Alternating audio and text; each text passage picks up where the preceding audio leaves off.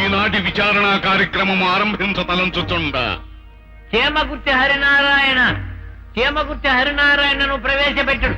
మనవా ఆగు ఆగు మనవా ఆగు ఆగు. ఏమిటి వరుస క్రమా గుడ్డు క్రమా? సినిమా టికెట్ కూడా మనం ఎప్పుడు క్యూలో నుంచి అడగం.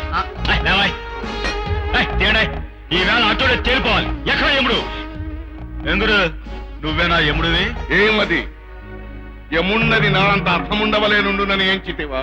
ఆ కింకరుల్లో తమ పోలికలు ఏమైనా కనిపించినవేమో ప్రభు. ఆపముని అధిక ప్రసంగం. ఎవరి మానవుడు వరుస క్రమము తప్పి శివుని నందివలే కుమ్ముకును వచ్చుతున్నాడు. ప్రభువులు మన్నించాలి. ఈ జీవుడు నేను ఆపబోయినను ఆగక వచ్చుతున్నాడు ప్రభు. అవును, ఆగనంటే ఆగను. ఎందుకు ఆగాలి? అన్యాయంగా అక్రమంగా ఇంత అర్జెంట్ గా నన్ను ఎందుకు చంపేశారో నేను వెంటనే తెలుసుకోవాలి. ఏమి ఈ జీవుడు వదరునది? హఠాత్తుగా ఆయుష్ తీరడంతో ఆవేశపడుతున్నాడు. ఇదిగో ముసాయనా, నీలా నాకు వయసు చెల్లిపోయి చచ్చిపోయా అనుకో, నాకే బాధ ఉండదు.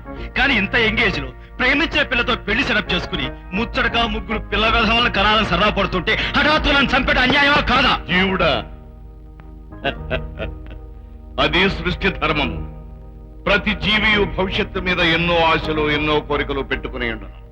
అంత మాత్రమున అవన్నీ తీరు వరకు మృత్యువాగదు.